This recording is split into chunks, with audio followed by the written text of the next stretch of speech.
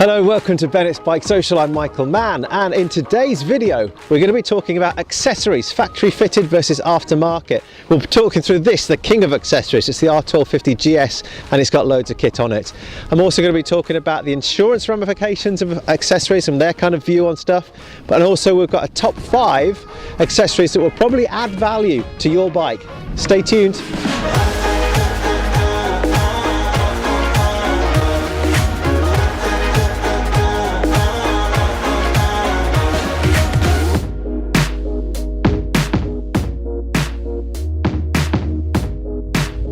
Heated grips, panniers, top box, shorter screen, centre stand, radiator protectors, bar end mirrors. The list is almost endless. And once you started speccing up an £11,000 motorcycle, you've got all your bits on it, and you're now at £14,000. So 20 years ago you could walk into a car dealership, or a bike dealership for that matter, and point at what you wanted and say, I'll have that one, pay for it. And your only decision back then was which colour you were going to choose. Although realistically it's probably the last 10 years since the motorcycle world kind of caught on. And of course it helps when your marketing department can tell you that yes, the BMW R1250GS range starts from £13,500. Let's take this one, the R1250GS, it and its predecessor, the R1200GS, plus their adventure brothers, their stablemates. They've been the best-selling motorcycles above 125 for years, 15, 16 years probably. They've been top of the sales charts, especially if you add them together. But why? Why have they been so popular? Well, I think one of the reasons is probably down to the fact that you can customize it until your heart's content. So you can end up paying for all the stuff that you do want, and none of the bits that you don't. But then there are plenty of people out there just like me who haven't got the patience or the inclination or let's say tenacity even to go through those options lists and spend ages picking, do I want that bit, do I want that bit? And you've got to think so far ahead. If you're buying a bike for, for the next 2, 3, 5, 10 years maybe, do I want heated grips right now? If you're buying it in the summer, probably not. If you're thinking about, winter, then of course you are. So going back to this very example, it's the 40th anniversary edition of BMW's R1250GS. The paint scheme, the look and appearance harks back to that R100GS. Might look like a bit of a bumblebee. In fact, our cameraman reckons it looks like if Batman had a motorcycle. This is the king of accessories. So the 2021 TE edition of this bike is the base model, and that's £16,940.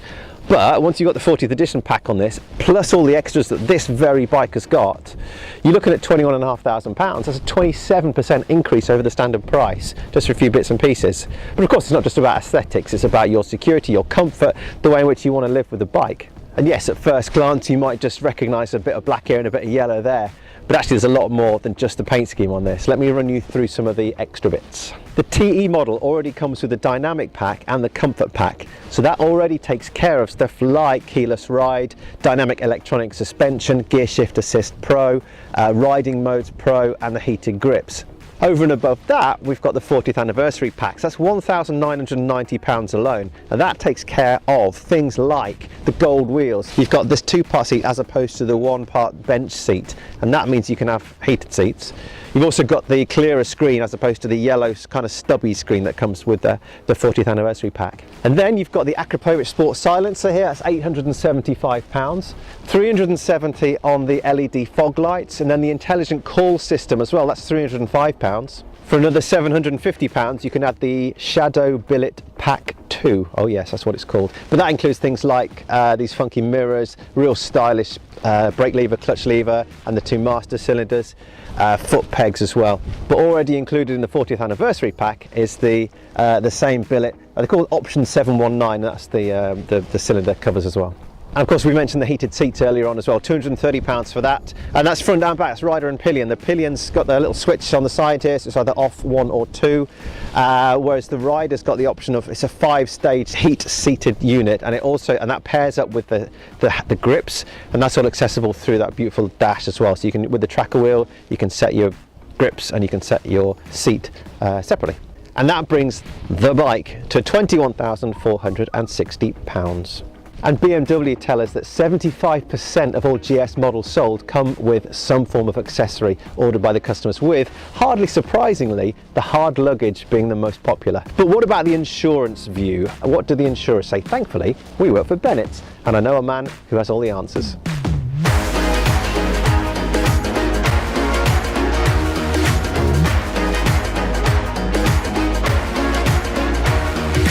So I spoke to one of my colleagues at Bennetts who knows about these kind of things, and he gave me some advice on how the underwriters view accessories.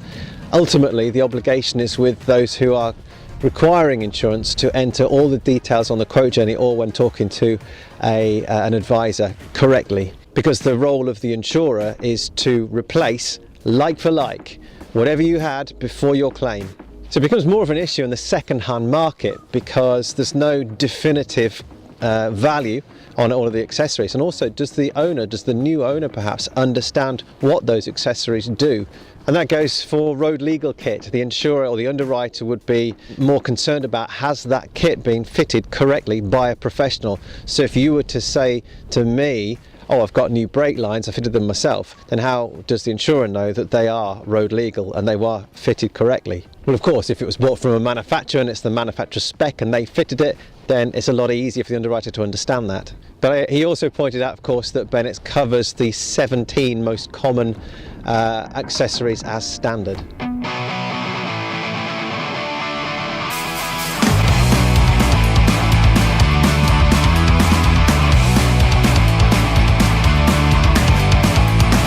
So we've talked a lot about accessories on these bikes, but do you know what? As standard, they come with so much brilliant kit, especially these riding modes. You just get to this gravel track, this brilliant little off-road section, loads of fun. All you need to do is just flick the button between road and enduro. In fact, let's do it. We're going back onto the road. Fuel tank, of course, on this R1250GS, 20 litres. You're going to look at what, 160, 570 miles out of a tank.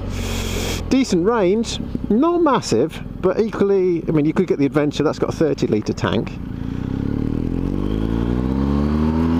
So it's nice to have options, frankly. So as we know, the 1250GS comes with a 1254cc boxer twin with shift cam technology. That's been around for a couple of years now. It's a bit like variable valve timing, and it incorporates get a better fuel economy. But there's so many bells and whistles on this GS. Do you know what?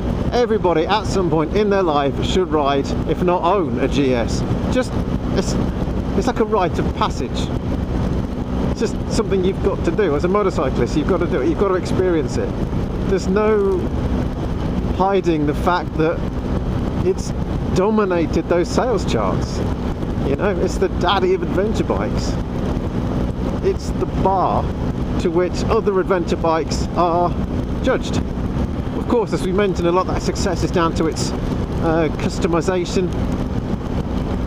You know, riders can pick and choose what they want, and it's just so versatile, so flexible as a motorcycle. You can do so many different things with it. You don't need, you know, there's a lot of commentary out there that would suggest that people don't take them off-road. Well, so what?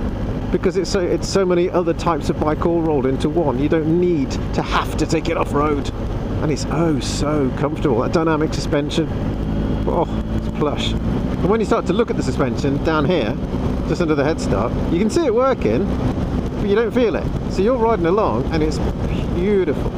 It's like a mill pond. Yeah, so like we were saying, you can do all sorts of things with this. Whether you're popping to the shops in your local town or whether you're popping to the shops in Morocco, whether you're touring, whether you're on your own, whether you're two up, taking it around the North Coast 500 or whatever you're doing on it. I've even seen a GS on a track. Changing subject, aren't I? Notice me using the clutch because I don't think the quick shift on this is that mega. It's one of the downsides. They call it Gear Shift Assist, or Gear Shift Assist Pro, I think is the updated version. But I find that the gear change is a little too spongy. You need to be quite direct with your foot movement. You need to be quite aggressive for it to change. And even then, it's quite a spongy change. And you think, well, what's the point? You might as well just use your clutch. So £21,500, and it's a hell of an increase over the last few years. But you get so much for your money. You get so much electronics, wizardry, comfort. You know, we're talking about the heated seats, and they are brilliant. 5 stages, they're so good. Heated grips, cruise control, dynamic suspension, extra fog lights. You've got 4 modes of standard on this model. You've got rain, road, eco, and then enduro.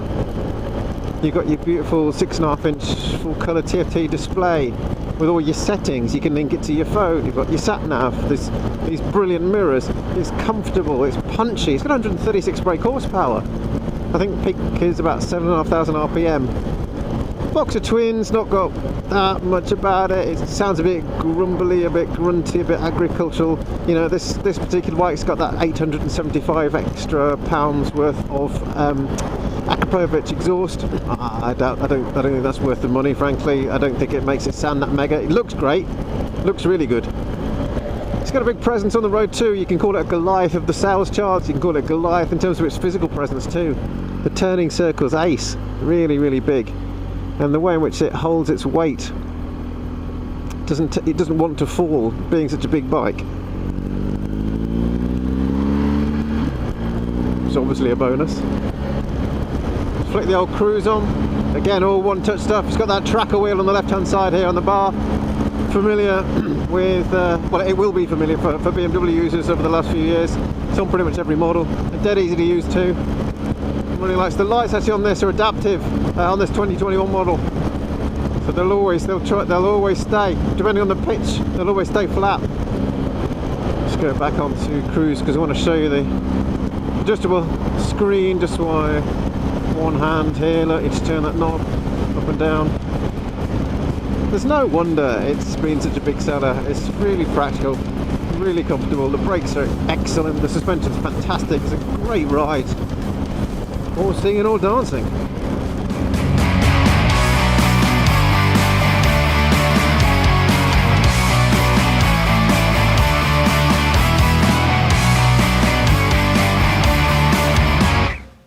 In terms of aftermarket accessories that might add a bit of value to your bike, then we've come up with the top 5. So let's start with the most common item that we tend to change. Yes, the exhaust. Long gone are the days where you can just simply swap an end can and gain 15 brake horsepower. Modern day exhausts, modern day systems are all designed, they're very complicated systems. They've got butterfly valves, they've got lambda sensors all over the place, and they help the manufacturers get performance but also pass all the emissions laws. Unfortunately, many of these clever engineering devices are pretty ugly and pretty large.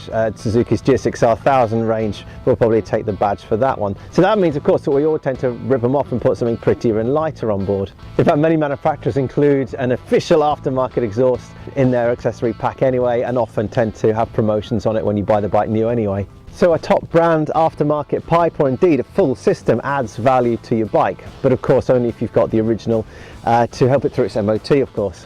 Don't forget though that your definition of not that noisy might be different to a prospective buyer, and if you've got a full system you might need to get that fueling sorting to allow for the restriction too. And then carbon fibre silencers, they might look cool but they don't crash particularly well, and then with age they're going to look a bit tatty. Number 2, to get the best out of your new exhaust, you're going to need a mapping module or an ignition reflash. So in many cases these work well on stock bikes too, because they can overcome fueling and ignition issues in the standard map to help them overcome those emissions tests. For example, some bikes will run rich fueling right when that noise test happens, because a rich fueled bike or rich running bike is often quieter. And there's no visible evidence of this being done, so if you're a buyer, make sure you ask to see the dyno graphs. Equally, as a seller, make sure you've got them available. So making one bike for all sizes of riders, or the way in which we ride it, different riding styles, is nigh on impossible. So manufacturers of course have to come to compromise with suspension. Most of the time that compromise is okay, but every now and again there's a bike that will come out that's not quite right for the way in which we ride it, or the damping's too soft, for example. The original Yamaha MT-09, MT-07, perfect examples of this. Most of those bikes had their suspension tweaked by experts. A lot of the latest top spec bikes come with electronically controlled suspension which adjusts the damping accordingly, and that makes it harder to modify unless you're going to do the entire system. The early versions of those systems are nowhere near as good as they are nowadays, and actually that might make the bike worth less. Again, another example would be probably BMW's ESA system from 15-20 years ago. Older bikes are likely to need their suspension changing, so look out for suspension kits, and shock absorbers are definitely worth seeking out. Although on sports bikes it might be a bit of a pointer that the bike has been raced. Like the suspension, the bike's screen is designed for the average rider, and if that's not you, you might find a bit of buffeting at high speeds or problems for the pillion, or even both. On this bike it's adjustable, one hand, just turn the knob up and down, dead easy. Some bikes are worse than others, but generally speaking, a taller aftermarket screen will add a bit of value to your bike, so long as the original one is available too. And the same goes for aftermarket seats or even handlebars. If you were going to buy them anyway, then yes, they're going to add a bit of value, but again, make sure that the original ones are available. So factory fitted heated grips should be sold as standard on every bike, said every British motorcyclist ever. Even in the summer, with thin race gloves wrapped on a nice toasted set of grips is an absolute pleasure. But some systems are better than others. BMW have got a very, very good system. Honda's previous generation, perhaps not so much. But the key term here is factory fitted, because with aftermarket versions it's very easy to do it badly, leaving a battery draining, unreliable nightmare. And when one fails, and inevitably it will, you'll be left with one toasty hand and one cold one.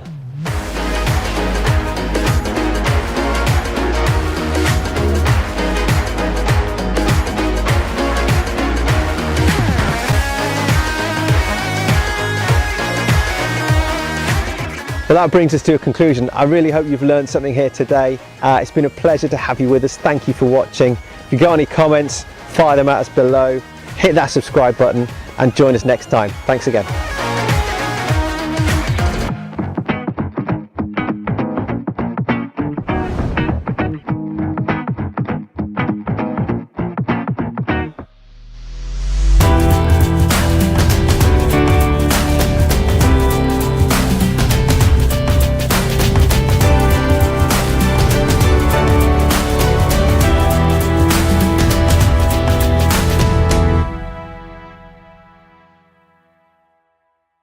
And also, I'm going to give you a top 5 accessories that will add value to your bike. Check it out. Check it out. Ugh. Oh well, I'll leave it in there. But that doesn't include... Oh, was there enough of a gap there to cut it? Yeah, you can go. Pick up the tempo. And then we get into all the boring insurance bit. Not boring, I mean important, and stuff that pays the bills. 875 373 05. Boom!